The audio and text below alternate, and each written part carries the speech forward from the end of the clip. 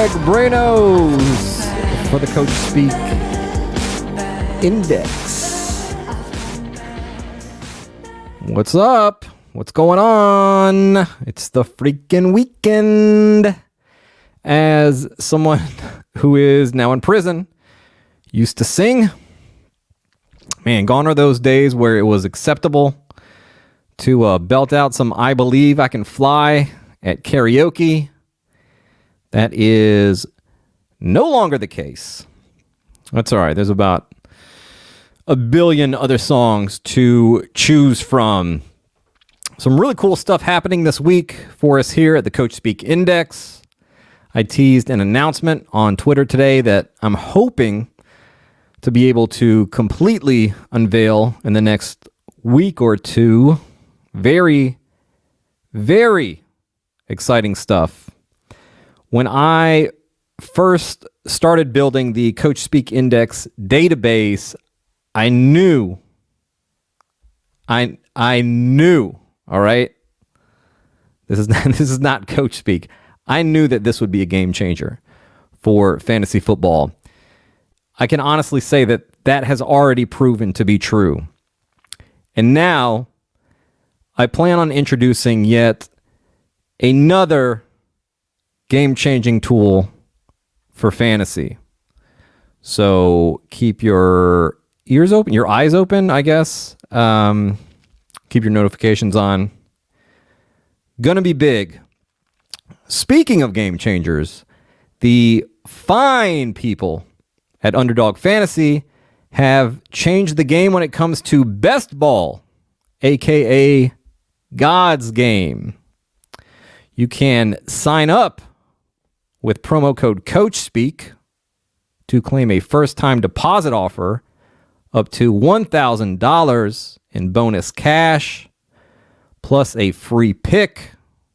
I will put a link in the description. Highly recommend signing up for Underdog if you have not already.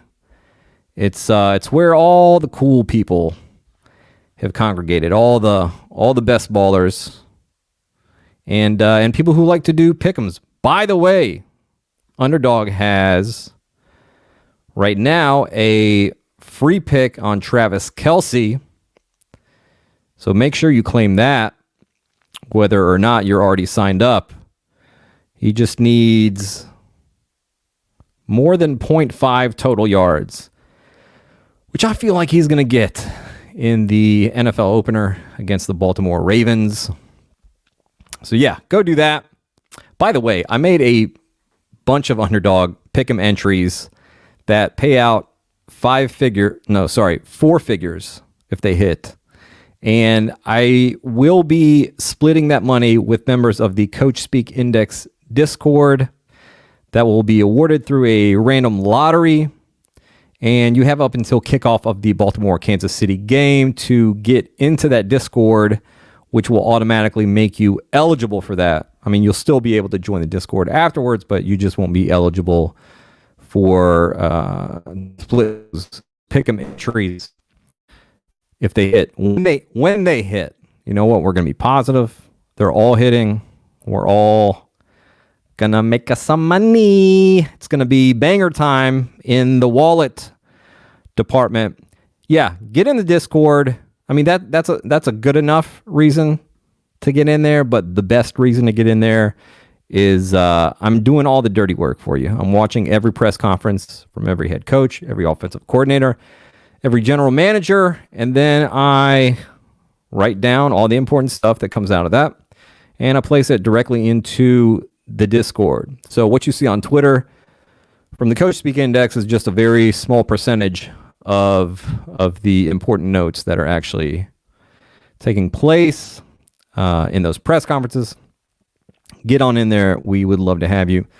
Before we jump into some Coachspeak clips, I'll just go through some injury stuff real quick. Browns head coach Kevin Stefanski said Deshaun Watson was a little sore, decided to just hold back a little bit with him. Not overly concerned. He practiced. I held him back. He could have gone. He's feeling fine.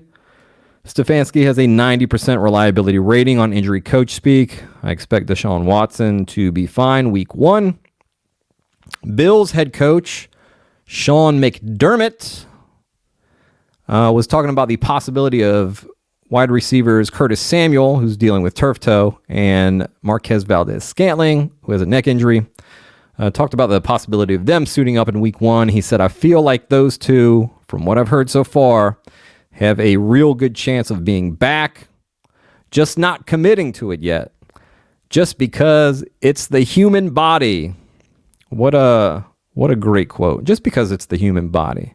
I would love to hear a coach use that qualifier / excuse just every time that they're asked about a player.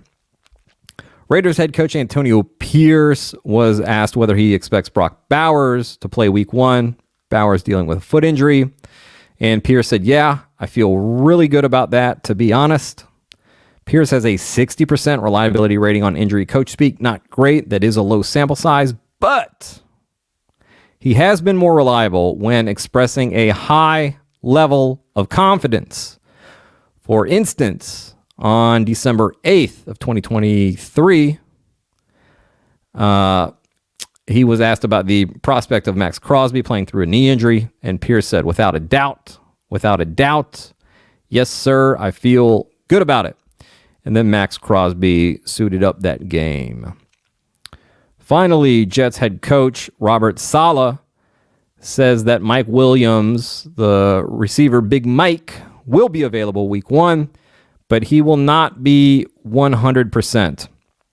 He said, we're going to be very smart with how we use him, but he's going to be plenty available to make his mark felt.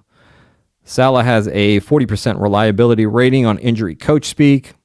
He's had Mike Williams on a ramp-up plan similar to the plan that they had Breece Hall on in 2023 when Breece Hall was on a snap count for the first 4 games of the season. Okie dokie. Let's get into it. Let us start with quarterbacks. And this isn't actually specifically about a quarterback, but it falls more into that department. And this is Carolina head coach Dave Canales talking about how aggressive their offense will be on 4th downs this season. That 4th down call on the first drive, is that something we can expect more?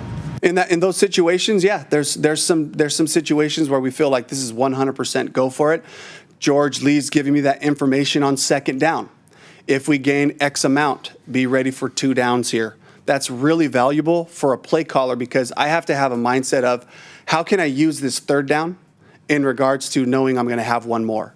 And it opens up the entire playbook. Say you're on 3rd and 6, all of a sudden it opens up the playbook to back to 1st and 2nd down calls. I could potentially call a run. I could call a hard play action if we have a favorable 3rd down and take a shot down the field. Setting us up knowing if we do have an incomplete or we don't gain yards, I still have another 4th down that really becomes a classic 3rd down call. So having that information is really valuable. That's been really good from George. And we'll take our shots when it applies. That is very, very good for fantasy.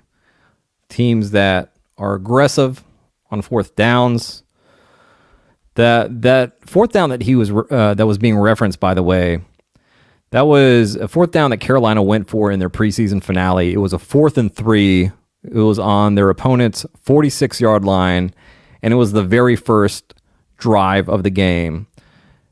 I mean, we don't know if they would do that on the very first drive of the game during the regular season, but it sounds like they are following the analytics on when to go for it. So maybe they actually will. You know, if it's what the analytics say, if it's what the numbers say you should do, there's really not much reason to do it differently in the preseason than in the regular season. But regardless, this is great for Carolina Panthers players in fantasy. It's also great for the opposing players of whoever they're playing in a particular game. You want these teams to be aggressive, especially, I mean, all areas of the field, but especially around the 50-yard line, right? In where it's kind of like gray area-ish, at least in most people's minds. But if they convert, great. The offense keeps going. If they turn the ball over, then the opposing offense has a short field. So that's what we want. We don't want teams consistently starting at their own 20-yard line in fantasy. So tiny little bump up for Carolina's offensive pieces there, just knowing that they will be more aggressive on fourth downs. No clips on this, but just will touch on this real quick. New England named Jacoby Brissett the starting quarterback. And just a real kind of semantic roller coaster from head coach Gerard Mayo over the last few weeks, talking about this QB1 situation, saying that Jacoby Brissett is the better player, but Drake May has outplayed him, and they're going to go with the best player, and just some odd stuff, saying that the offensive line doesn't play into the decision. But then Alex Van Pelt talked about how it does a little bit, and I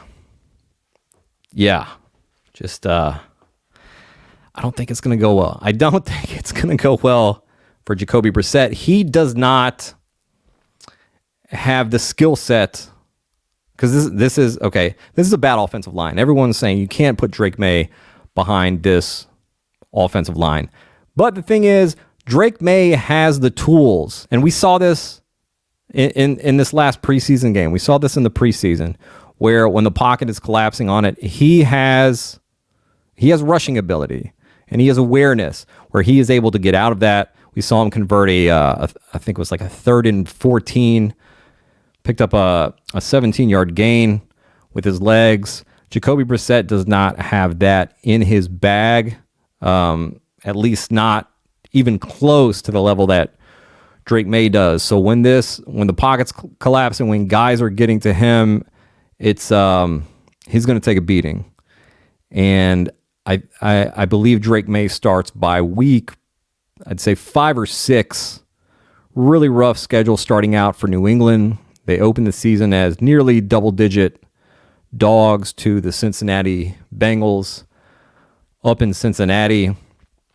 It's going to be a real bad time for Brissett, and I expect New England to start out with a pretty bad record, and at some point, the cry from the fans and from ownership they'll be wanting Drake May to get in there. If you can only put a rookie quarterback or a quarterback behind or Drake May in particular, who people are saying you got to wait until the offensive line is good to put him out there.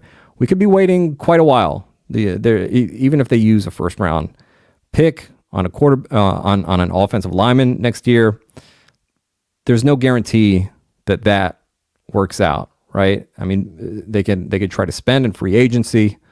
Nobody seems to want to go to New England, even for lots of money. Yeah, just not a great situation overall. Should have addressed the offensive line earlier, and here we are. But again, I do think Drake May is starting by around week 5 or 6. Running backs. Let's do it. Let's talk backfields. Let's start out with a messy one. Let's just dive right in to the mess. Here is Bears head coach Matt Eberflus talking about their newest running back, who they've had on the roster, but he's new to the running back position, Velus Jones. Man, what did Velus do to land this spot on the 53? And how would you kind of outline his workload? I mean, is he going to be classified primarily as a running back, maybe in the receiver room as well? Like, how do you see this going forward? Yeah, I really see him. He made it just by his efforts, and the production he had in practice, in the preseason games, and his willingness to be able to adjust and adapt and then be able to get that done in terms of his performance. I commend the coaches for doing a wonderful job in that. Chad and Jennifer and Chris and Shane and all the guys that had to work with him and to be able to help him be successful. He partnered up with those guys. So it's a really good effort by everybody. And it, again, comes down to him being able to do it and his willingness to want to and the work ethic. So he's going to be a guy for us that we can use in multiple ways. We can use him in the backfield. We can spread him out. We can do a lot of different things with him. And that's, to me, a benefit. Trying to defend that when he comes in the game is a little bit different than just a normal type of receiver or guy that can line up in the backfield. So I think it creates a little bit of a time on task practice-wise for the opponent and also preparation-wise, in the film study. Well, just don't love that if you have some exposures to DeAndre Swift, even Khalil Herbert, Roshan Johnson. This is another person coming into this backfield to muddy things up. And it started out as sort of an experiment with them. I've been tracking along with this, watching the press conferences, and people in the Discord have seen this kind of progression. Little plug for the Discord there. It's one of the nice things is we have 32 team threads that I put the notes into. And you can just go in and scroll through and kind of see the progression of things and how things are headed, how they feel about certain players, these coaching staffs, and how that progresses. Crucial info. I don't want to say you'd be a fool to not be in there, but Mr. T does pity you if you're not in there. We'll just say that. Anyway, Velus Jones, they've been trying it out during training camp. They said, we're just kind of experimenting. We'll see how it goes. And then that went from sort of a 1 week experimentation into, okay, he's showing us some things. So we're going to keep plugging away at it and keep using him back there. And then they just did it for the rest of training camp, and they did it in the preseason games. And he looked, fairly decent in the preseason at running back. He is, he's a fast guy, right?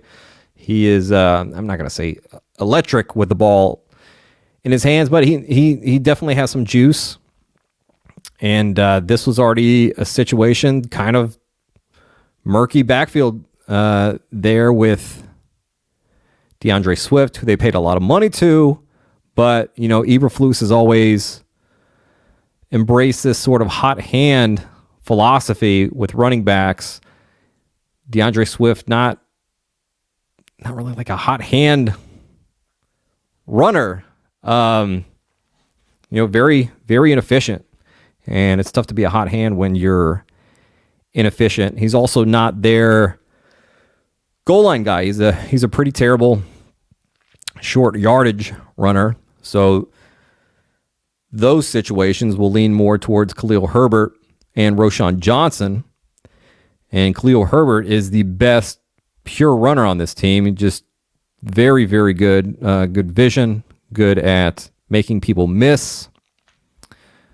So he's the best runner. DeAndre Swift is, their best pass catching back, but Shane Waldron backs have not typically caught a lot of balls. And then you have Roshan Johnson, who's kind of this, hybrid of, he does several things decently enough. He's a strong runner. Okay. So he's good in short yardage situations. Doesn't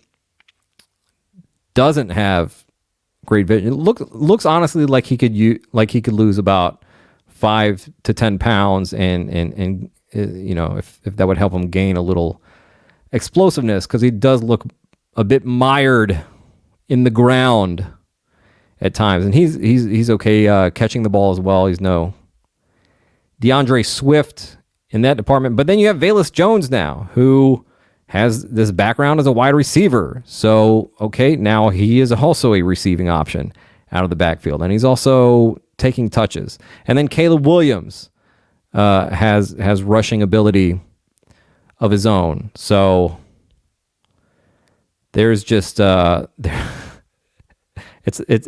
kind of a logjam in the backfield here. And the only real thing people can fall back on when they're defending their DeAndre Swift bags is, well, look how much money they gave DeAndre Swift. Okay, well, I mean, we've seen that other places where players get a lot, like Miles Sanders last year got a lot of money, didn't quite work out. Chicago hasn't exactly been, best in the league when it comes to spending money and using draft capital. This year they get Caleb Williams and Rome Odunze to fall into their laps, but this is a team that traded a second round pick, which was, I believe, the 30 ended up being, I think, the 32nd overall pick, because Miami's draft pick was taken away, I believe was the situation, but they ended up trading away pretty good draft capital for Chase Claypool. And so let's not act like their decision making is the best. Also, they had to spend money. They had a lot of money for free agency. And I don't love this backfield situation here. Looking like a nightmare. All right, let's move on to a more clear backfield situation that a lot of people didn't think was so clear after looking at preseason snaps. Let's head on over to Vegas. And here's Antonio Pierce talking about Zamir White and their backfield. Throughout the course of the preseason, you guys did a lot of passing as you're working on the quarterbacks and who was going to be that. But what about the running backs and ramping them up, getting them ready for the Chargers? Is that kind of an emphasis right now? Yeah, that's why we had pads on yesterday. Just kind of get after it a little bit. Again, when you got a quarterback battle, kind of tough, it makes it tough to do other things. But I thought we picked and chose our days in training camp. But that's going to be an important part of our game. Not that because AP likes running the ball, no, because running the ball is effective for us as well. And that opens up play pass and everything for our wide receivers and our offense. So what we've been seeing with our running backs, I think Zamir has his legs underneath him. I mean, big, powerful man, and bigger than he was last year, more explosive, faster, it looks like. And then, Alex Madison, Dylan, all those guys, Amir, they've all kind of got a role within the offense. But to be honest, early downs, a lot of number 3. That's what I expect to see. Early downs, a lot of them are 3. That's what I expect to see. 3, of course, is the jersey number of Zamir White. Antonio Pierce has a 90% reliability rating on usage and workload Coachspeak, and he has an 80% reliability rating on depth chart Coachspeak. That is a low sample size. I expect a very healthy workload for Zamir White this year, including the large majority of goal line work. You've probably heard me talk about this situation a lot or tweet about it a lot, but in case you haven't, Antonio Pierce this offseason, after they signed Alexander Mattison, called him a depth piece. And for everyone that wants to make this comparison of, 2024 Zamir White is 2023 Alexander Mattison. Lazy comparison. They're not even remotely comparable, these two guys. Alexander Mattison is just bad at the game of football. You look at all the metrics on his efficiency, and it's terrible. It's nearing the bottom of these qualified running backs. And Zamir White, very fast guy. You wouldn't think by looking at him, this is a fast guy, right? This guy can't be fast. Look at how built this guy is. But he ran a 4.4 40, and he is elusive. He can make guys miss. Offensive coordinator Luke Getsy this offseason talked about, called him a different cat. Said you see that speed that he has. And then, the size and strength as well. He said, I can't wait to see other guys bouncing off of him. So Zamir White will be getting the early down work there. There's also this myth about Zamir White that he can't catch the ball. I would encourage you to look at his targets from last season. It wasn't a ton. I believe it was 19, but 15 receptions, no drops. A lot of those catches were with defenders draped all over him or defenders hitting him right after he caught the ball. Again, no drops. Does have decent hands. Is able to catch the ball. And this so the drawback with him is the offense, right? Pretty terrible quarterback play, and how far can you get down the field with that? But some pros here as well. This is a very underrated offensive line. This is a good offensive line if they stay healthy. Okay, they just got Colton Miller back at left tackle, and if they're able to stay healthy this year, we are going to see this offensive line move people. Okay, and then we are going to see Zamir White really pop off there. Antonio Pierce has this magic number of 20 plus touches he wants per game from his running backs. And Zamir White will be getting the lion's share of those touches there. Yeah, we just need the offense to be like halfway functional, and we'll get some really, really nice weeks out of Zamir White. He's going to get a ton of touches in this offense. They like him a lot. New Orleans Saints. Here's our obligatory clip of Dennis Allen talking about poor running back Kendre Miller. I know we've asked about him a few times, but Kendrick's still not being out there.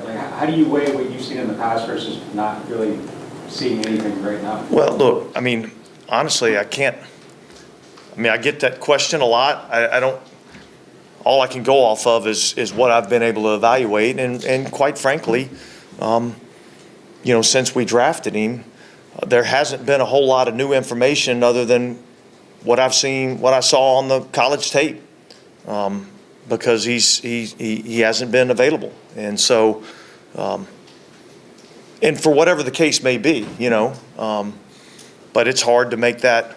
It's hard to make that evaluation. So, hopefully we can get him out here and have an opportunity to, evaluate where he's at. But it certainly, certainly makes it a lot more challenging. That's for sure. Is that hard to do too? His new system, you don't necessarily know if he can't evaluate what he's picked up, what he knows, what he can do. Is it worse right now given that circumstance?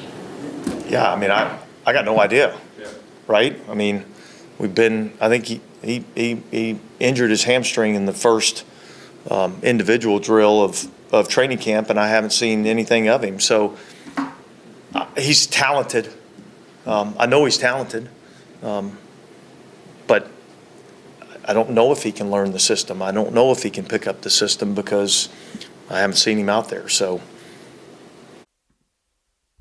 man, what a true players coach this guy is. Who wouldn't get just absolutely fired up to get out on that field and give it your all for Dennis Allen? What a mensch. What a guy. What a guy who will never, ever get another NFL head coaching job. Let's move on to greener pastures. In fact, let's move on to Green Bay. This is offensive coordinator Adam Stenavich talking about what Josh Jacobs' usage will look like while this running back room deals with injuries. A.J. Dillon, season-ending IR. Marshawn Lloyd dealing with a hamstring injury. Unsure if he will be available week 1. It's sounding like he won't. Here is the clip.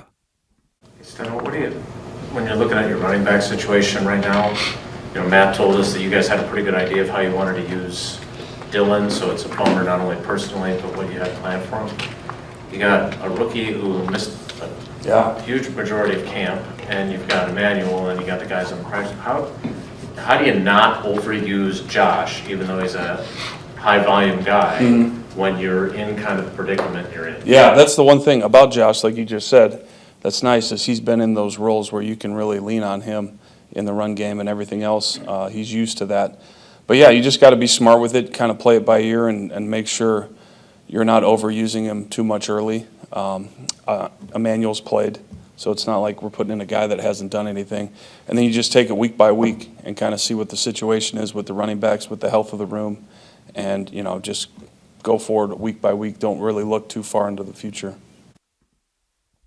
Okay, so no mention of Marshawn Lloyd there, which makes me think he's probably not going to be available week one. Also, you know, there were rumors that he would start the year on injured reserve. So yeah, that as well makes you think he won't be available week one. Stenovich mentions there that Emmanuel Wilson has played. We saw him in the preseason. He did say in his press conference, talking separately about Emmanuel Wilson, that he has a ways to go still in pass protection and in pass catching as well. So don't know exactly how involved he'll be in this game. We're aware of Matt LaFleur's philosophy of wanting to split things up in the backfield, not put all the workload on one person. That does usually end up happening towards the end of the season, where they will play their RB1 quite a bit, but that's not something that we typically see at the beginning or the middle of the season. Could see some of their receivers getting a little work in the backfield or from the backfield. We've seen that with Jaden Reed, with Christian Watson. And yeah, that's probably week one. What we'll end up seeing is Wilson mixes in a little bit, and then some of the receivers get involved, and then Josh Jacobs gets all the rest of that. There is also, talking about Emmanuel Wilson and what he still has some ways to go in pass protection. They are playing the Eagles down in Brazil to open the season. So if they do fall behind in that game, I definitely would expect a lot more Josh Jacobs than if it's, a fairly even game, or if they're ahead in the fourth quarter. Yeah, could see a decent amount of Josh Jacobs. They're not going to want to load him up, but if they have to, they will. They have talked about how he is able to handle a big workload, and they do like that about him. All right. Washington Commanders offensive coordinator Cliff Kingsbury speaking here about their running back room. Coach, what are your overall thoughts on the running back room right now? Really excited. Austin Eckler has been fantastic. I think there's a narrative out there that maybe he lost a step or something was off, and that's couldn't be farther from the truth from what I've seen from him and his ability, whether it's in the pass game or run game, to create separation and make plays. And then B-Rob he's a number one back in this league. There's no doubt. I mean, I think after this season, if he stays healthy, people will recognize what he can do in the run game and the pass game. And some of those young guys are coming on.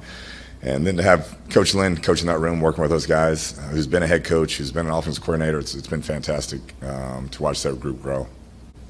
Back to the running backs and B-Rob. He's had some pretty physical runs this preseason. How much does that change in offense, or how much does that help you as an offensive coordinator when you have a back like that? Yeah, it's similar to having a quarterback that can extend the play and get into that second phase. It doesn't have to be blocked perfectly for him to finish downhill, and that's huge. And he takes a lot of pride in that, and he's a physical runner. And so, yeah, I've been very impressed with his style of play and the way he's handled everything thus far. I wear my sunglasses at night so I can watch you weave them, breathe your storylines. Cliff. All right, that's going to make no sense to the audio listener. And I realize there are more of them than watch this. But Cliff Kingsbury there wearing his sunglasses, Mike McDaniel style.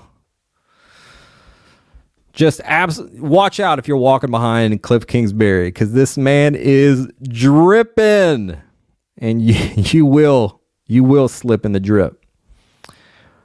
Austin Eckler, he says that Kingsbury says it couldn't be further from the truth that he lost a step or that something was off. I mean, we have seen this with running backs before, where they hold out and then they have an injury in camp, like an actual injury in camp, not like the I'm holding out and also I'm injured so I don't get fined thing. But we'll see running backs hold out. We'll see them pick up an injury early in the season and then just have an awful year. And that's what happened with Eckler last year. He has the holdout. That didn't quite work out. And then he picks up the high ankle sprain, and that derails his entire season. He looked awful after. Now, maybe he is still washed. Maybe he is washed, right?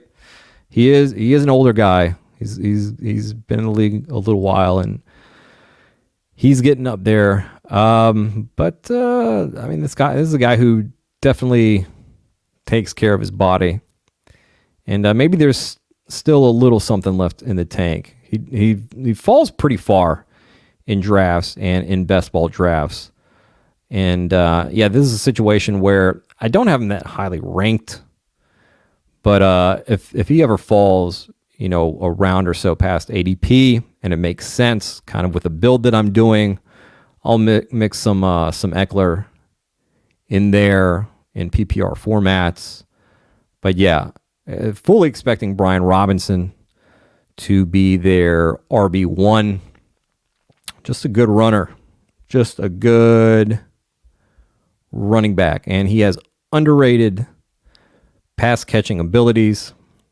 All the coaching staff has talked about it this offseason. We saw it a little bit on display last season. So, yeah, like him where he is going in drafts. Here is a backfield. Cincinnati Bengals. Here is head coach Zach Taylor talking about the interchangeability of Zach Moss and Chase Brown, and also talking about 3rd down and 2-minute rolls and Zach Moss's strengths. When you look at the running back room, it's obviously different than you've had to deal with in recent years. Do you prefer, when you start plotting out how to use them, situationally or per drive? Does that change as season goes along? What do you prefer? Certainly it can change as the season goes along. But at the same time, you can have a point in place for each guy. Sometimes special teams factors into it if they're used. That could lead into the next play that's going to be on offense, if they're being used on special teams or not. And then just strengths and weaknesses. So sometimes you put a guy in, maybe he's got a slightly different strength than another guy in a certain type of play or a certain pass or something like that. And then you got to counter those at the same time to where you're not creating tendencies for yourself. So there's a lot that goes into deciding what backs to put out where. Sometimes we don't feel like it matters. They're so interchangeable that whoever's out there is out there and can do the job.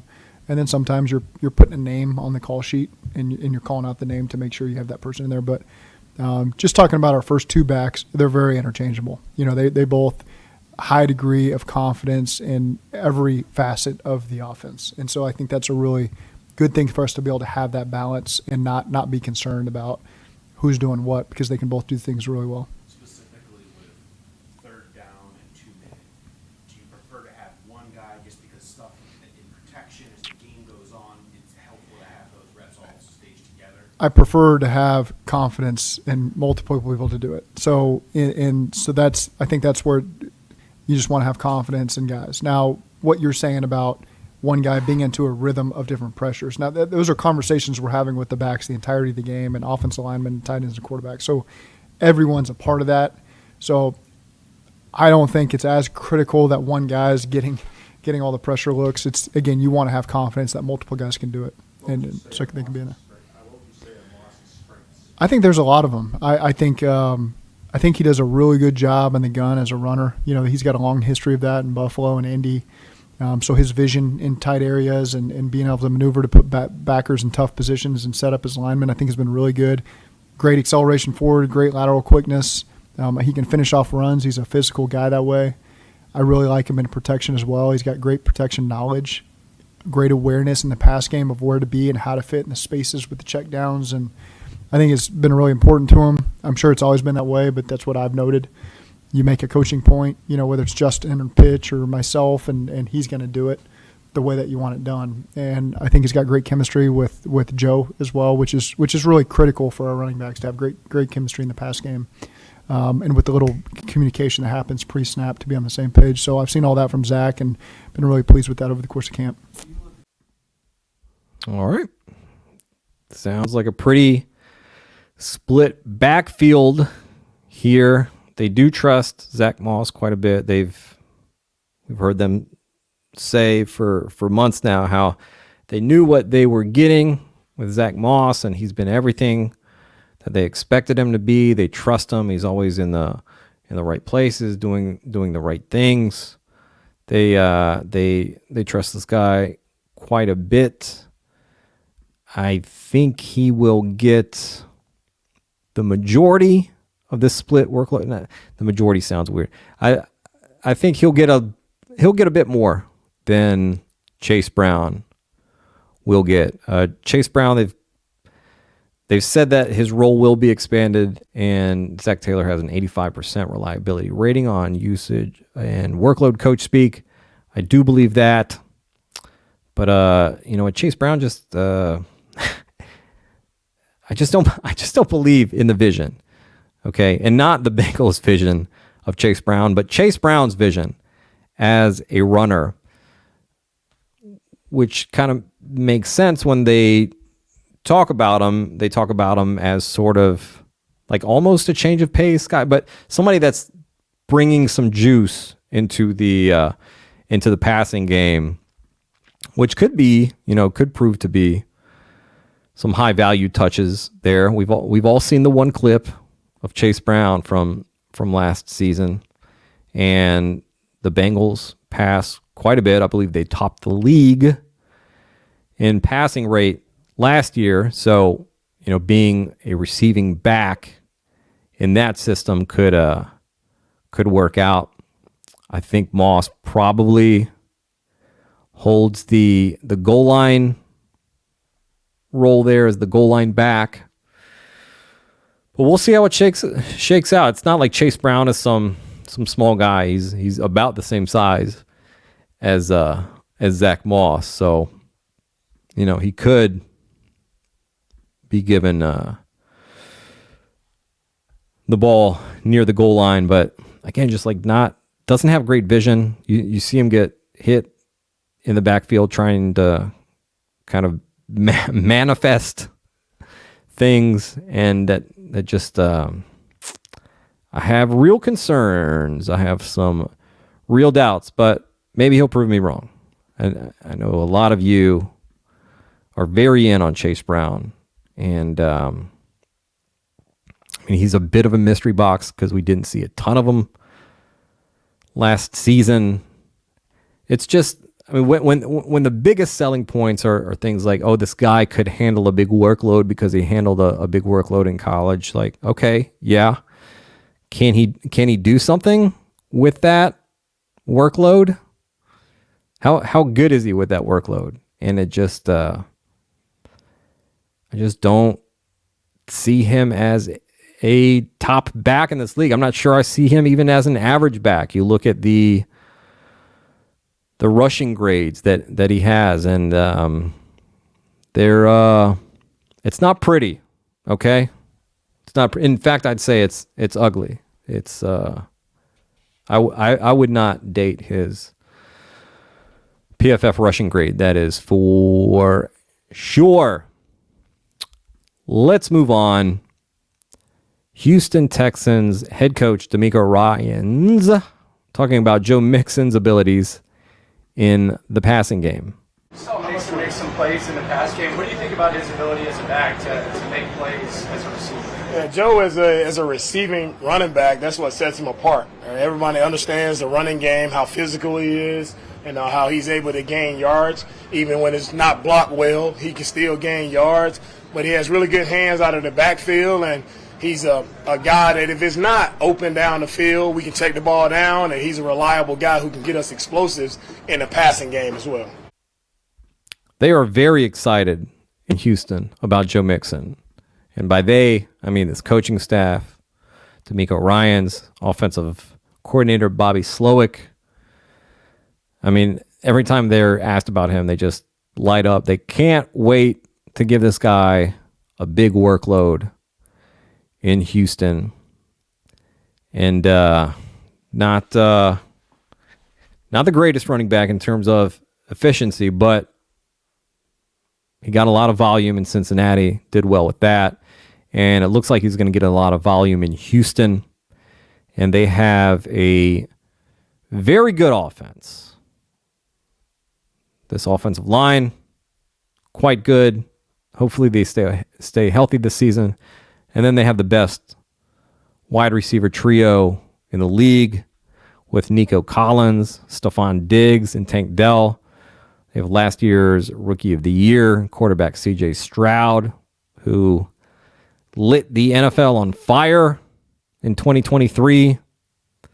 This offense is going to move the hell out of the ball. They're going to be in the red zone a lot. And then once they get into the red zone, yeah, we'll see a lot of touches for Joe Mixon. Dallas Cowboys head coach Mike McCarthy talking about Rico Dowdle here. Calvin Watkins, Dallas Morning News. Rico Dowdle, he's been battling health issues the last couple of years. Last year he was pretty much healthy. How vital can he be to this running game?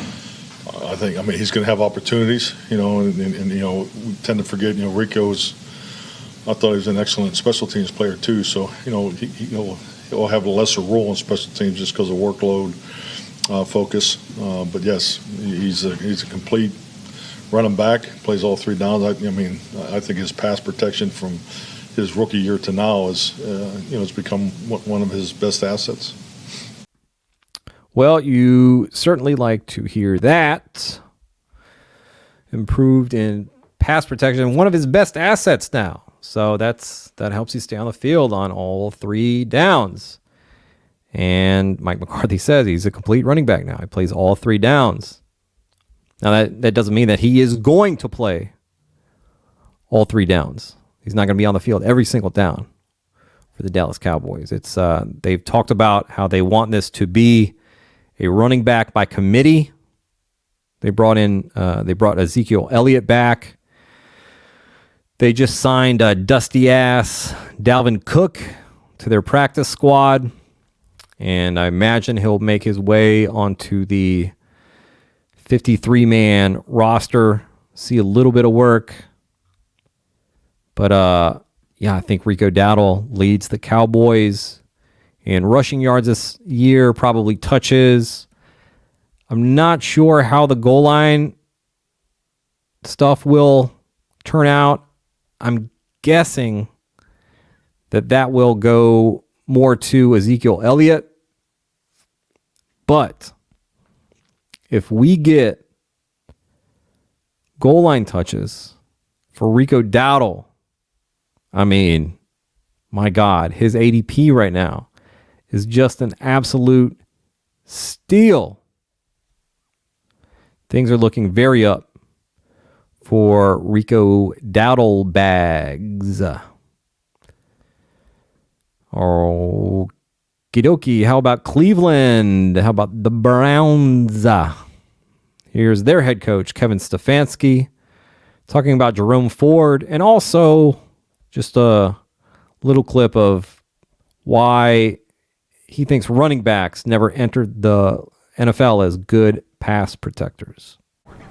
With Jerome, what do you think, I guess, he was able to take away from being fortunate that, feature back role last year and then carrying it for the last however many games? Yeah, I thought he had some really good moments for us. Again, a young player that I think will continue to get better. We threw him out there on third downs last season as a third down running back, and he wasn't perfect, but he didn't miss a beat. He got put, physically was good, mentally was good, and that was, again, without a preseason, which I remember that being a big question mark for us going into the season. Could a young player handle that role? And he did. So excited for all the things that come with being a veteran player and getting more turns at it. You talked today about doing a better job, kind of knowing where his blocking was going to be. Did you see that as an issue last year? Did you see him getting better through camp? I just think running backs don't come into this league as good pass protectors. It just never happens. You don't see the amount of looks that are seen at this level. So there's just so much mentally that has to be done to understand where your blocking assignments are. Even for a running back, knowing when you're free to get out. And what I mean by that is you may be in protection and I have my job, I have my responsibility. He doesn't blitz, I can get out. The great ones, the really good ones I've been around, it looks like it's a free release protection. It looks like he's not even in protection, but his eyes are so good that he gets out in the route right away.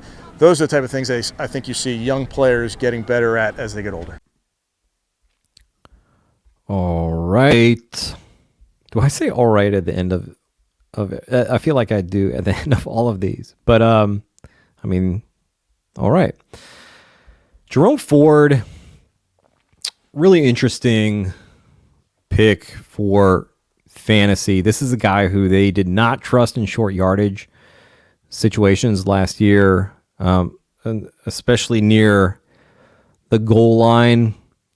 They don't have many backs right now. Nick Chubb starting the year on PUP. They had initially Donta Foreman had not made the 53-man roster, but then they end up. I can't remember if they put him back on the practice squad or if the move that they just made brought him back up to the 53-man roster. But if Deonta Foreman is out there, I believe that's the guy that gets that short yardage work and that goal line work, which is, not great if you have Jerome Ford, because we want our running backs scoring touchdowns. We want them to be at least in the mix at the goal line there. And in terms of running backs who saw a lot of volume last season and then did not. All right, let me take that one from the top. You know what? Let's just start the whole show back over. And no, okay. Talking about running backs who last season saw a lot of volume overall, but did not get volume near the goal line, like Jerome Ford, a real standout in that department, because he got the ball a ton with Nick Chubb going down, but like they just did not give him the ball near pay dirt there. So that is very concerning. But he should get a lot of volume again, and he just makes for a pretty decent kind of bridge running back, whether it's best ball or redraft. But you pick up a guy like, or you draft a guy like Jonathan Brooks, or say like Marshawn Lloyd, who likely won't be starting the season out. I mean, obviously we know Jonathan Brooks won't, because he's already been put on PUP.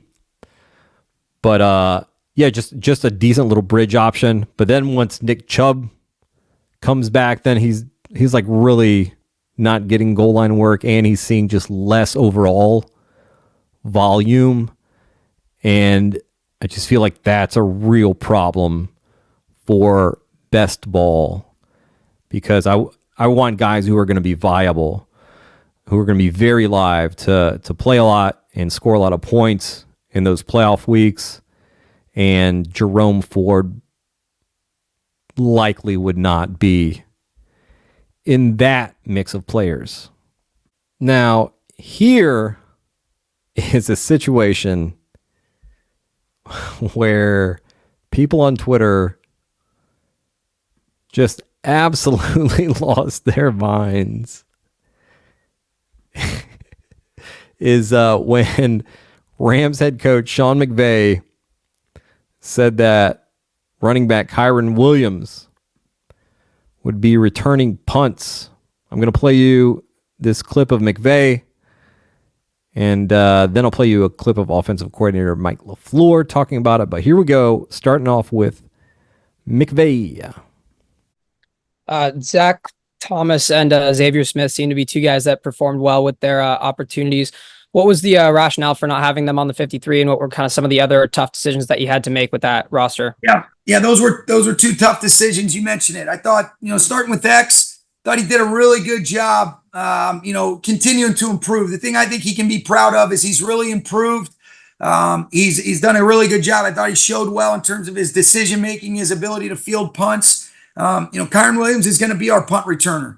And it's another opportunity for him to get touches and impact the game, and you feel comfortable with that because of the confidence in Blake Corum and Ronnie Rivers, being able to spell him if need be. So that was what has made it tough for X. He didn't do anything not to win the punt return job. It's just, Kyren is a guy that we want to continue to have different ways that he can impact the game, and that's one that's going to be reflected. Okay, actually, I will go ahead and make some comments here before playing the LaFleur clip. So one of the things that was kind of lost in this whole situation, because people didn't see the video initially, they just saw the reports and whatnot that Kyren Williams would be the punt returner. So it sounds like part of this is Kyren, as a punt returner, allowed the Rams to cut Xavier Smith and then open up another roster spot.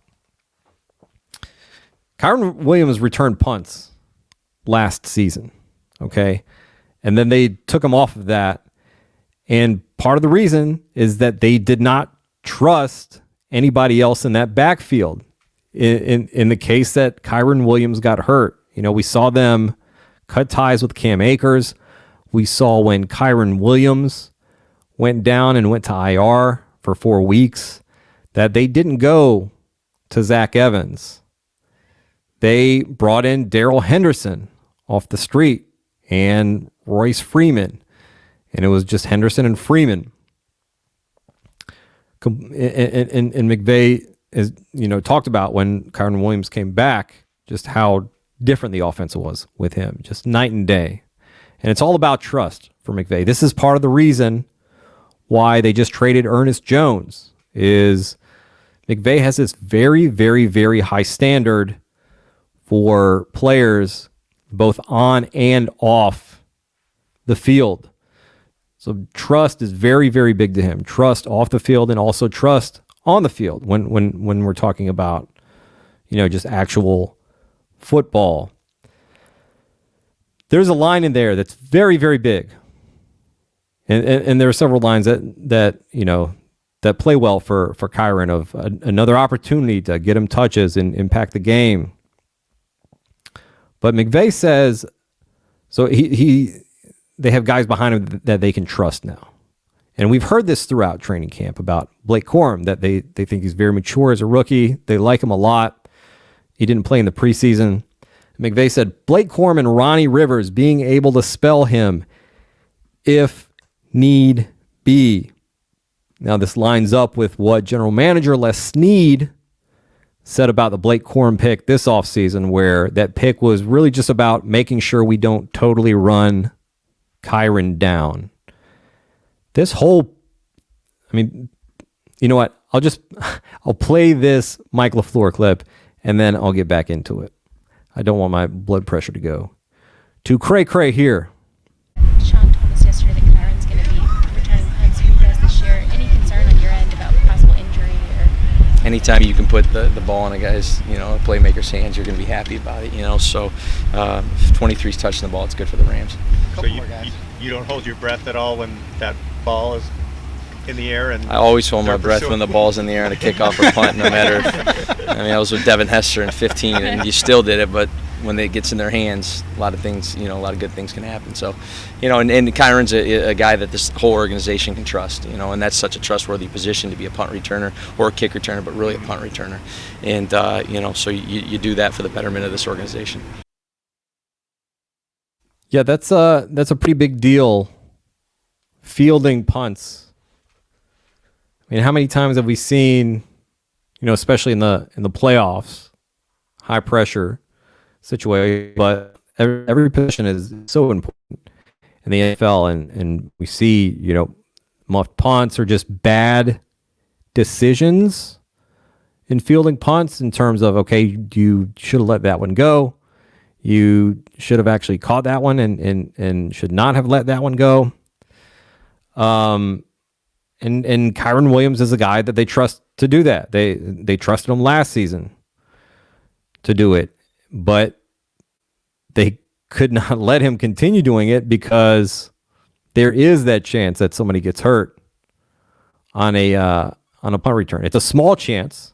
It's a very small chance, but it's still a chance nonetheless. But people are acting like he's going to be returning like 20 punts a game. It's maybe 2 returns per game. Like so many punts go out of bounds or roll back for a touchback, or just like go back into the end zone for a touchback without even rolling back, or they're fair caught. Like it's not ideal, right? Like you don't want extra opportunities for your guy to get hurt, even if they're 0.4%, whatever the percentage. If you're not going to get a lot out of it, okay, maybe we get a punt return touchdown and we get 6 points out of that. Probably not going to happen. But it's not like he's going to be fielding a ton of punts. And there are plenty of stars in the NFL who field punts. Like this is not a demotion. Like people dropping him double digits in the ranks like crazy. People just like absolutely freaking out, saying, "Oh, Kyren's dead. Kyren shares are dead." I mean, that is mashed potato brain thinking. Come on, man. They love Kyren. There's so many clips of McVay just absolutely loves this guy. He says he is what we want in a Los Angeles Ram. So if you think that, if you want to fade Kyren Williams because of injury history, he has all these lower leg injuries, like that's fine. Okay, not a problem. Or if you just think that Blake Corum is, such an outstanding running back that he's going to end up taking this backfield away. All right, that's sure. Go ahead and fade Kyren, but to fade him, just because he's their punt returner is it's wild, man. I don't hear people doing that for, like, I haven't heard people doing that for Deebo Samuel or CeeDee Lamb when he was returning punts. It's just it's kind of people are just acting like there's a 90% chance that Kyren Williams is going to get injured on punt returns, and that's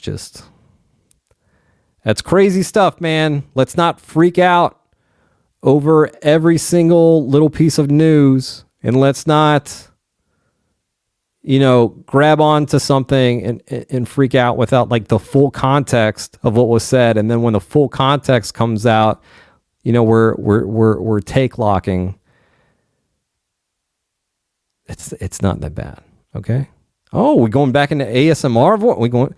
We going into that Barry White, assure the people that, hey, it's not that big a deal. It's not that bad. I don't think Barry White used to whisper, did he? Okay. All right, that is running backs. Let's talk wide receivers. And we will begin with a rookie down in Jacksonville. Here is offensive coordinator Press Taylor talking about the development of Brian Thomas Jr. You've seen Brian Thomas Jr. in a couple preseason games and obviously all of camp. Where's the progress out there with him? I think it's similar to what we're talking about. It's just you keep seeing these steps that you want to see. And again, I don't think he's where he's going to be when we kick off whatever day our first game is, September something. I don't think he's there yet. And so, but he's a lot further ahead than he was when we came together at the start of training camp. So, and then for that to carry over, for him to make a play in that first preseason game, you just saw his confidence rise. For him to perform well in joint practices against Tampa, you just see this progression, and you see a little bit more of him becoming who we knew he would be. And again, I think he's a long way from where he's gonna be in 2 weeks, to let alone 18 weeks from now. So that it's just been cool to see him build the confidence in himself, build the confidence in the work he's put in, and I think he's just going to continue to grow from here. The route that he had on Saturday, it's kind of been highlighted a little bit this week. How impressive of a play was that from the catch he had on the sideline? Comeback, I mean, that's kind of what you see is a guy that when he's going to get free access, has a little bit of route technique to him that does a good job, and then being friendly at the top of the route, breaking to the sideline, catching the ball on the sideline. I thought that was a good catch going out of bounds. But that's something, always using the threat of speed. That's something you want all these receivers to do. But we've talked about guys get defended based on their reputation. Well, people are going to know he's a 4-2 guy. And so he's going to get that respect in some aspect. So it's how does he utilize it every single route? It could be a 6-yard route. Can we get him to sell speed from the jump? And then it could be some of those routes where it's a stutter comeback that gets him up to 18 yards. I mean, something like that. So it's just kind of him owning each route and what it looks like. It's going to look different on one side than it does on the other based on who's running the route. Yeah, we saw some of that yak that he's talking about in the preseason. We saw Brian Thomas Jr. track the ball well for a deep reception as well in the preseason. Press Taylor saying, I think he's a long way from where he's going to be in 2 weeks. Okay, from the time that he said that tracks up with right around the beginning of the season. And he said, let alone 18 weeks from now.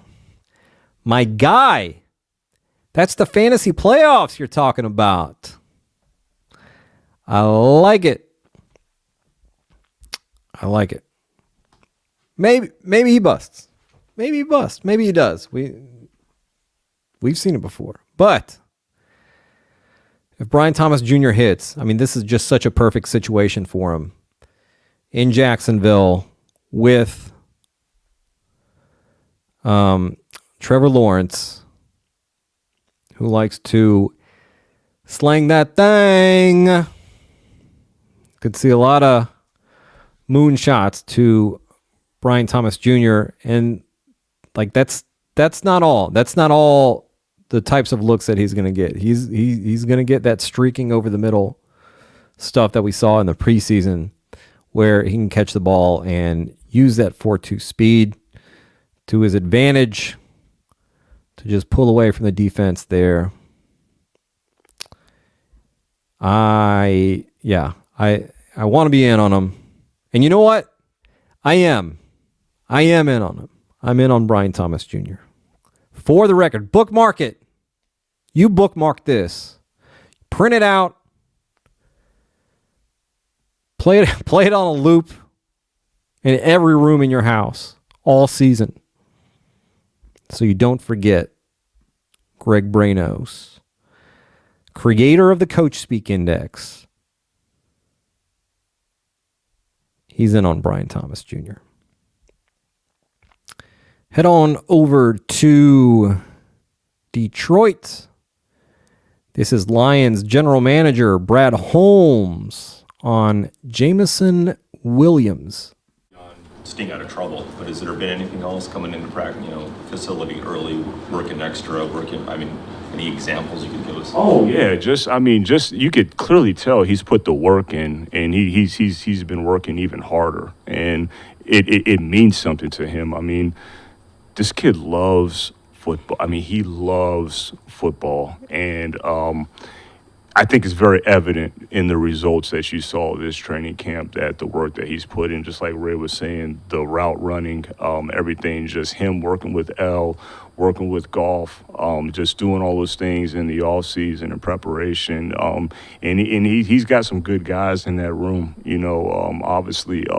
You have an elite player like St. Brown, and forget the performance, but, how his intangibles are. And Khalif Raymond, he's got really good guys to look upon and follow. But he's seen how they work, but you can see the results that's shown in camp. Jameson Williams is going to be a thing in fantasy this year, okay? Deal with it. Just deal with it, all right? Somebody put those pixelated cartoon sunglasses on me, all right? Because I want to tell you something when it comes to Jameson Williams and the fact that he's going to be a contributor in fantasy football this season, and that is 3 words. Deal with it. I've talked about it a million times. Why? I won't go into all of it here, but just follow the Coachspeak on Jameson Williams. It has changed tremendously from this point last season, where Dan Campbell's saying, yeah, not quite there yet. We got to keep working. Got to keep working. And then the tune starts to change in October. And then we see career high in targets and receptions and yards and offensive snap percentage. And we see Matt Harmon's reception perception on Jameson Williams suddenly turn good around mid-October. And then everything that they've been saying since then is just wheels up for Jameson Williams. That is going to be a very good offense. And Ben Johnson is going to scheme JMO up just like he did in the playoffs. And he will be a thing in fantasy, especially in best ball. Here is New York Giants head coach Brian Dable talking about their top 4 receivers. Jalen Hyatt, his second year in the system, just as training camp winds down, how much more comfortable is he, than last year? Yeah, experience helps. So getting lined up, going to the right spot, playing fast. He's made a good jump. Now we'll take that into the season. But again, I'm pleased with all 4 of those guys. Slay, he's been very, very consistent since he's been here. Have a lot of confidence in him. I know the quarterback does as well. And then, Neighbors is a rookie who's had a good camp, and Wandell, who's now healthy, feels good. So keep working with those 4 guys and see what happens. How much, when you look at your receiver core, like with those 4 guys, is a blend important? You can't have 4 of the same guys. Big, small, slot, outside. When you take that into consideration, you like the blend of that group now? I like that they're fast and quick, so they can run and create some separation. Again, some are shorter, some are taller, but I like those. They're young. Obviously, Slayton's got some experience, so we'll keep growing and building them up and improving them, but I like their skill set. We hear Brian Dable talk quite a bit about the confidence that he has in Darius Slayton. So definitely taking note of that, and definitely taking note of it when he's asked about a different player, and then he brings up Darius Slayton. Decent late round dart in best ball. Here's another nice little final round dart. A little flyer, if you will. And this dude can fly. Here is Las Vegas Raiders head coach Antonio Pierce on which player he expects to take a leap this year. Last year when you took over, there were some players who really took a step up. Like I was thinking like a Malcolm Kuntz, for example. I'm wondering this year, Do you have an eye on a player who you think is just going to take that extra leap that probably didn't, start off too well last year? Yeah, I don't want to set the stage too high for him, but I think he's already done it. Trey Tucker. I think you saw it in the preseason. We seen it. We saw it in OTAs, in minicamp. It just been steady Eddie. And then he got in the preseason and he did exactly what we've been seeing in practice. And if he can continue that's going to help us big time. Because obviously he can run by a lot of corners and safeties in this league, and we know we're going to get with Devontae and Brock and Big Mike and Jacoby. We know we're going to get with the rest of our skill players. But I think, man, when you got a guy that can just 4-2 and create those explosive plays, that makes those DBs back up a little bit more. You're going to play him a little differently than you play everybody else. Trey Tucker, the wide receiver 3 there in Vegas. I do imagine we'll see at least 1 or 2 spike weeks out of him. Kind of a big play merchant over there in Vegas. All right, let's head to another fun city, Miami. Here's Dolphins head coach Mike McDaniel on what he liked about Malik Washington's performance in the preseason finale. Oh, aggressiveness. He played as though the game was slow to him. It slowed down and was able to get in some space. And I think we hadn't gotten the chance to see his something that we saw in college from him that he put on display tonight, which is his balance and his ability to break tackles and get edges of defenders. So it was cool for him. It was a definitely big spark for us, and was happy to see him really own the moment. And he's a football player, and I could tell pregame he was ready to go by him saying it's time. So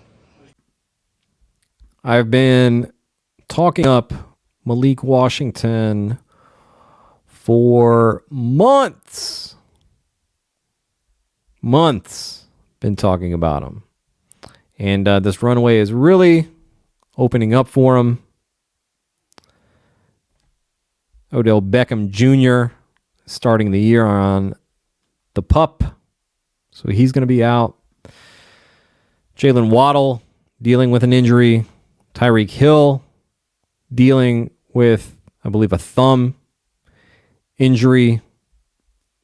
And we saw Miami use 11 personnel 85% of the time in the preseason. Now, that might not extend into the regular season, but it certainly is a departure from the bottom third that they were last year in the NFL. I have, theorized. I don't know if it would be classified as theorizing or pontificating or speculating that maybe we see more 11 personnel from Miami this year, and we just hadn't seen it in the past because they haven't had the personnel at receiver to go in 3 receiver sets. They've had Tyreek Hill, Jalen Waddle, and that's it. They haven't had a guy like Malik Washington, who ranked second in overall PFF grade among the 2024 wide receiver draft class, and second versus zone coverage, second versus man. You want to guess what he ranked in yards per route run? Okay, it was not second. I'm sorry, that was nasty. It was seventh, but not too bad. And he was fifth in contested catch percentage, which is a little surprising because he's not the biggest guy, but I guess he's just got that dog in him. I like this guy so much. And reception perception wide receiver guru Matt Harmon likes him as well. That's a pretty good pairing right there. Matt Harmon and the Coachspeak Index. Now, Matt Harmon doing more of the heavy lifting here when it comes to wide receiver. But We heard Mike McDaniel say when he drafted Malik Washington. Well, first of all, we saw him, very excited when they made the pick. We heard about that he was nagging their general manager, Chris Greer, to draft Malik Washington. And then finally they did it. And Mike McDaniel told him that he is going to have opportunity here in Miami and that it's just up to him. And he played very well in training camp, played well in the preseason. And I think there's going to be so much opportunity for him, especially at the beginning of the season, to really come in and contribute. And then if that happens, you know what? Again, nope. When that happens, it's going to be very hard to take him off the field, even when Odell Beckham Jr. comes back. I don't think there's really a better late round or last round dart than Malik Washington. So here's the thing. Draft him. All right. Draft him. If it's best ball, redraft, whatever. Draft Malik Washington. All right. Just draft him. Don't even wait until the last round, because a lot more people are aware of Malik Washington now. Okay. The secret is getting out.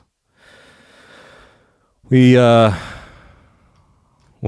some spies in our midst who have leaked this information that Malik Washington is a phenomenal last round pick. So pick him up in the second to last round.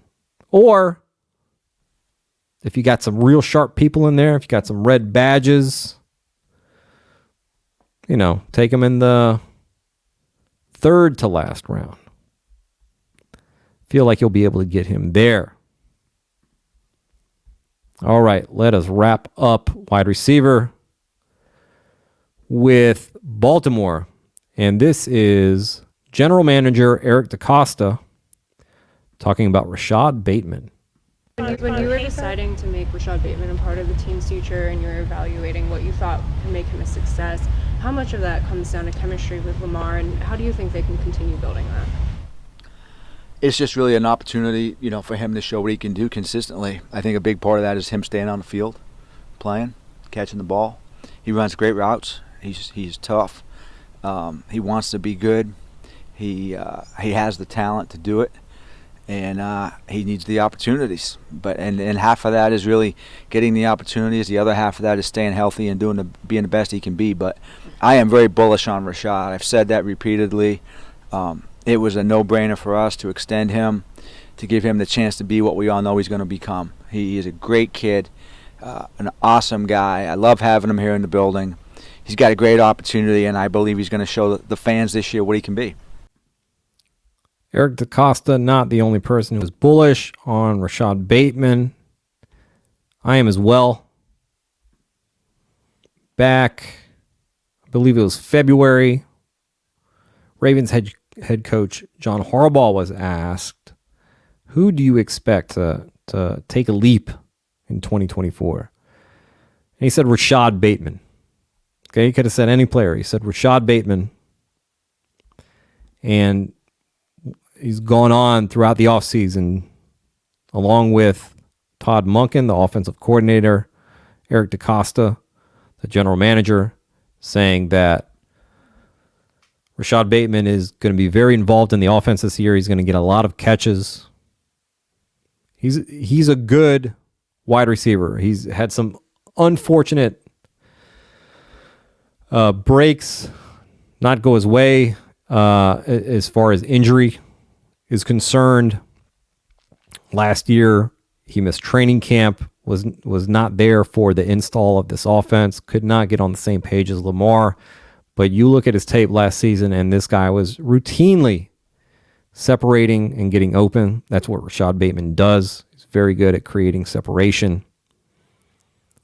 And just need him and Lamar to get on the same page. And apparently that has been happening during this training camp. Just a lot of reports of how great Rashad Bateman looks, which should not be a surprise because that talent is there. He's a very talented wide receiver. Just needs to stay healthy. That's all we need out of Rashad Bateman. He stays healthy.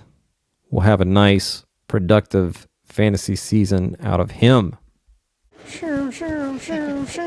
Tight ends. Let us start in the concrete jungle.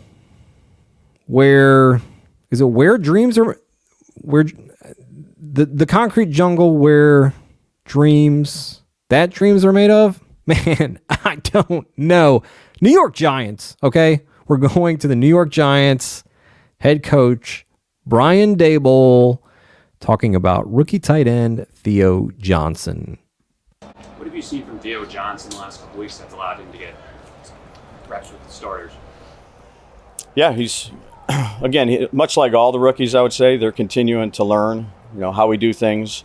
They're playing faster. I know Nubin, somebody asked about Nubin, I think it was you, Dan. They're playing faster. When you know what to do, you're allowed to do that. Plus, he's big, he's fast. He hasn't made a lot of mental errors for a rookie. We've lined him up in multiple spots, and he's been productive with the opportunities that he's had. All right, cool. Thank you, Brian Daboll. It's tough with rookie tight ends. Like, I feel like there might be some recency bias from all the ones that hit last year with, Sam Laporta and, Dalton Kincaid did all right. You have Luke Musgrave and Tucker Kraft, who both ended up being really good rookie tight ends. And, that's just not the way it's always going to be. Not a terrible final round dart on Theo Johnson as a, third tight end in best ball. But, yeah, just more of a wait and see guy for me, I think. I'm not counting on a big rookie campaign from him. But a good relative athletic score guy. And, got Malik Neighbors in New York, but just not a ton of huge play threats there. I guess you could put Jalen Hyatt, maybe Darius Slayton in that category, but, seems to fill kind of a different role and likely see him over Daniel Bellinger, at least later in the season. Let's talk about, I'll have the coach talk about the one player, he has a couple players that he likes, but this is one of the few players that he likes.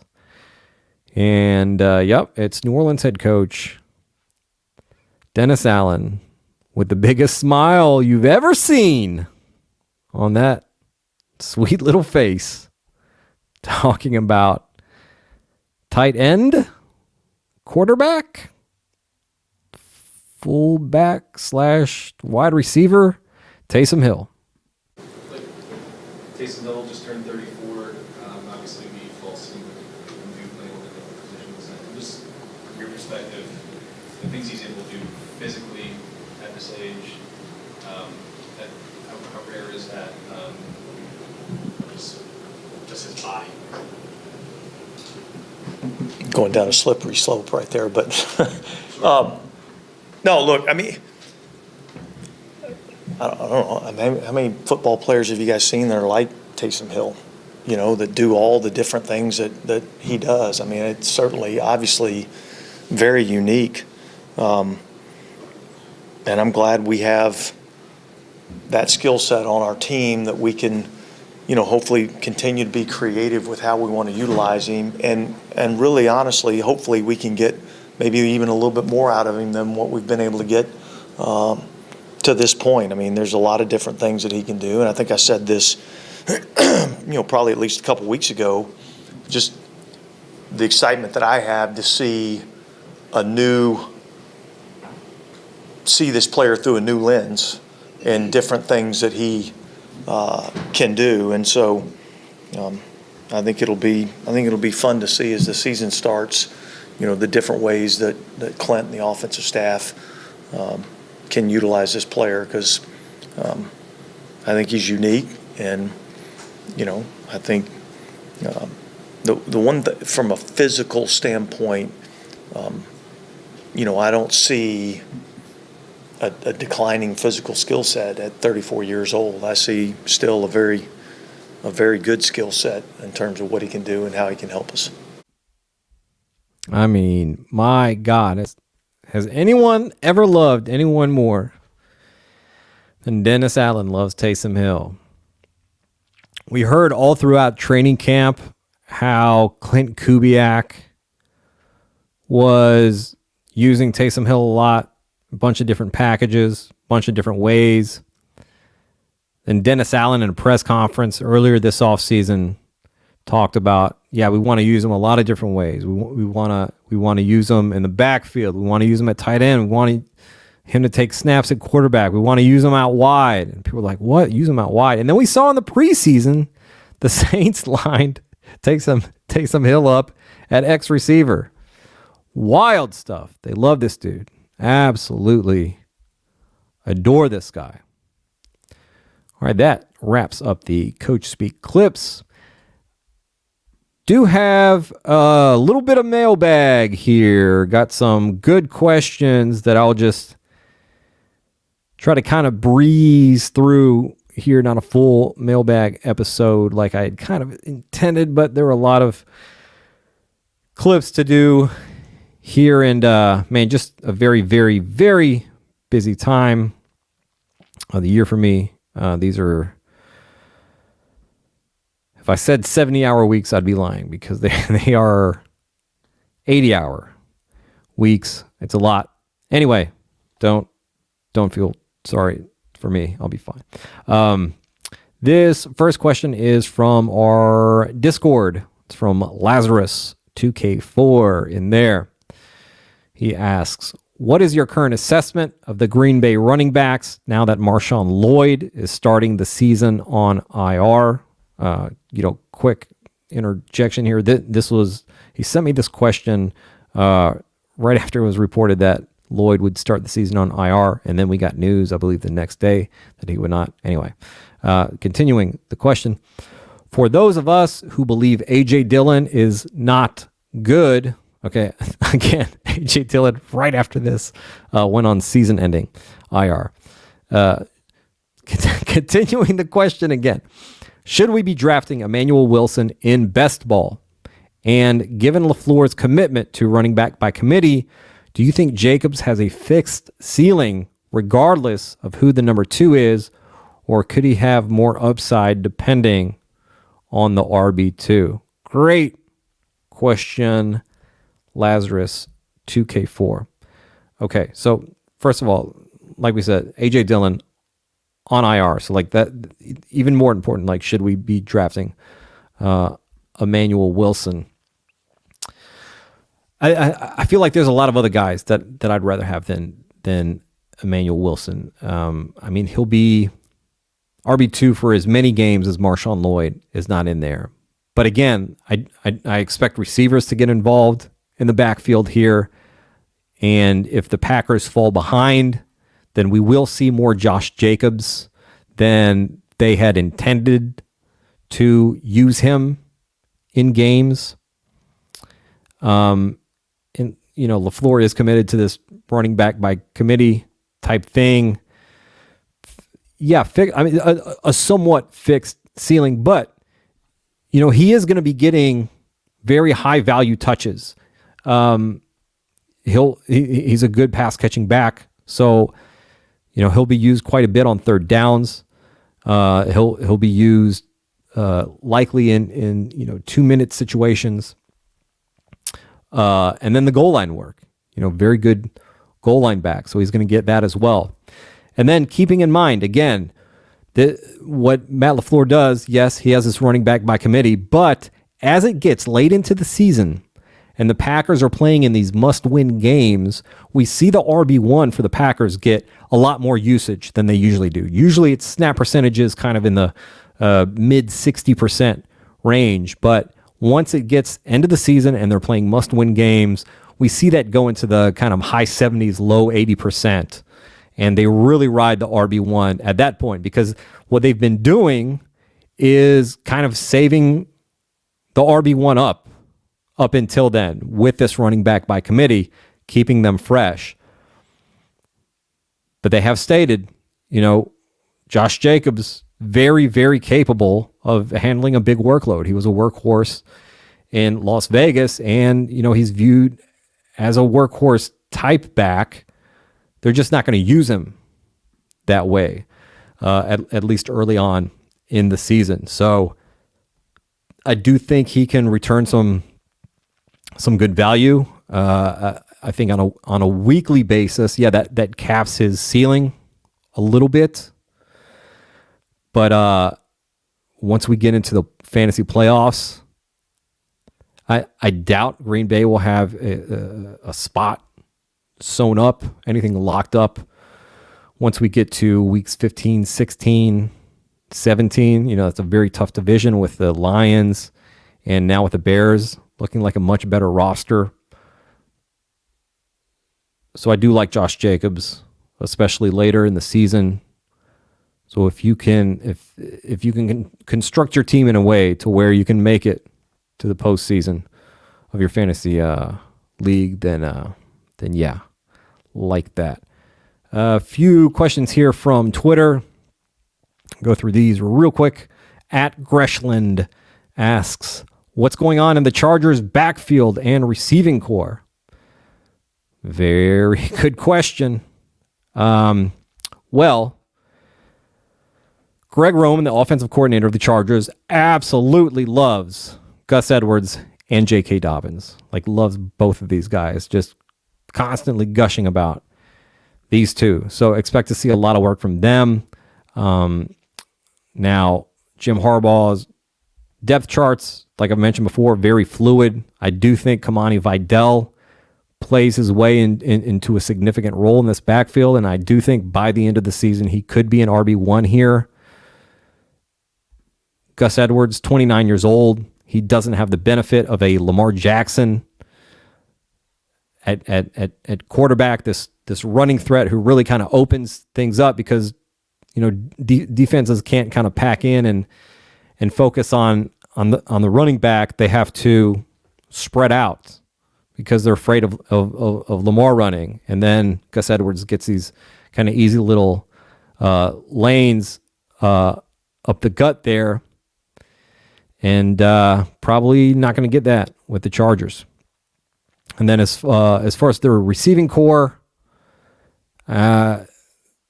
Josh Palmer. I mean, Greg Roman's a big Josh Palmer guy. They love rookie Ladd McConkey as well. Just they're really blown away by his route running, and they call him a Swiss Army knife.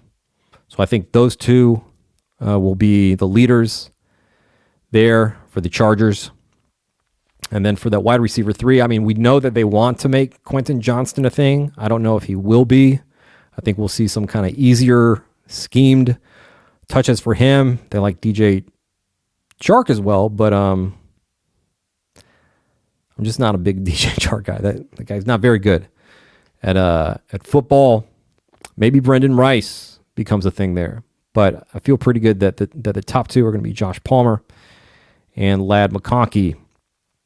Question from at DBB523. There seem to be way more complete toss-up wide receiver rooms than usual this year. Rapid fire, life on the line. Oh my God, life on the line. Who's finishing as PPR wide receiver 1 for Kansas City, Buffalo, Houston, Green Bay, New England, Chargers? That's, okay, 6 teams there. What is that? About 18%-ish of the NFL. All right, I'll do it. Kansas City, Xavier Worthy. Buffalo, Curtis Samuel. Houston, Nico Collins. Green Bay, Dontavian Wicks. New England, Jalen Polk. Chargers, I'm going to say, I'm going to say Josh Palmer. At Terry McGinnis asks, who's your number 1 flag plant player this season? Okay, well, we just put out a flag plant episode with 15 flag plants. I have a lot that that I like, when we're considering the ADP. Jalen McMillan was my most drafted player on Underdog this year, north of 30%, I believe 31% of him. So like him a lot there. But a lot of that is about just opportunity and price. I was getting a lot of him in the final rounds, and then his ADP skyrocketed up into the 170 range. But still like him a lot there. Kenneth Walker, the third, is another guy I've planted my flag on quite firmly. But I think my number one flag plant this season is probably Xavier Worthy, the Chiefs rookie receiver. This is the fastest guy in the history of the NFL who is also a very, very good route runner. And he's paired up with Andy Reid and the best quarterback in the NFL in Patrick Mahomes. And this team has expressed throughout the offseason how much they want to get back to the deep passing game. Patrick Mahomes had the lowest average depth of target of his career last year, had a lot of the intermediate stuff with Rashee Rice and Travis Kelce. They didn't have the personnel to attack deep. They have that this year. Hollywood Brown comes back at some point, and they have Xavier Worthy. And, you just put all that stuff together, man. Fastest guy in the NFL, best quarterback in the NFL, one of the best play callers in the NFL, a guy that's going to be able to scheme him and get him open. Yeah, it's been a very, very good price. I know he's steaming up in a big way in drafts right now, but I also know that in a lot of home leagues, he's somebody that you can get later. And it's just one of those things that at the end of the season, we can look back and say, man, why was I not more in on the fastest player in the history of the NFL, who is not just a John Ross. He's actually a legitimate route runner attached to the best QB in the NFL, who just torched the league and was named 2024 NFL MVP. It'll look silly in hindsight that we weren't more in on him. We will end with a personal question from @DutchTales. What's your favorite French wine region? I mean, come on, I'm a Bordeaux guy, baby.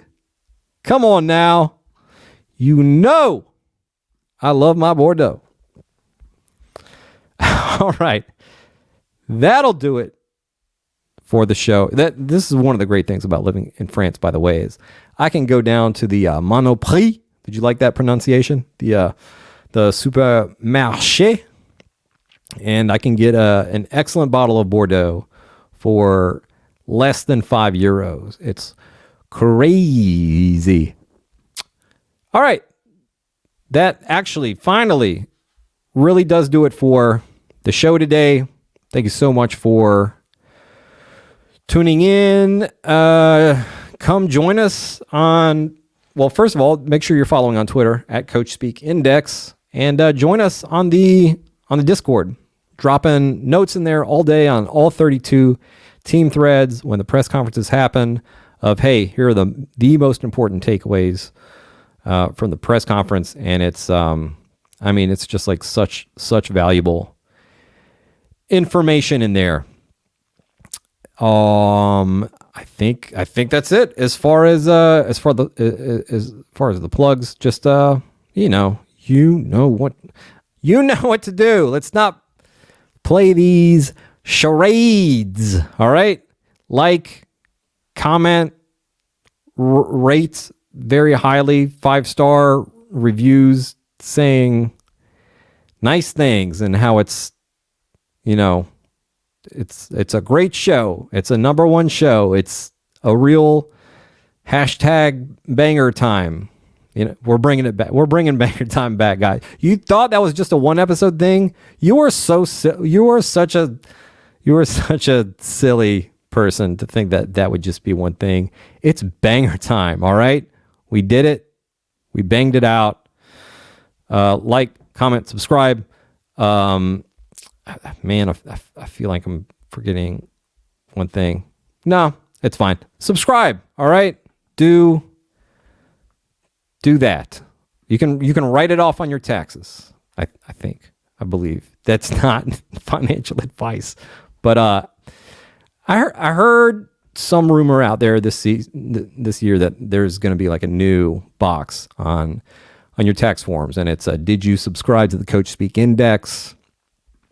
And if you did, you get, I think it's like a couple $2 billion write-off or something. Anyway, all right, Sarah, please take us out. My God, I did it again. I hit the wrong button. All right, Sarah, for the love of God, take us out.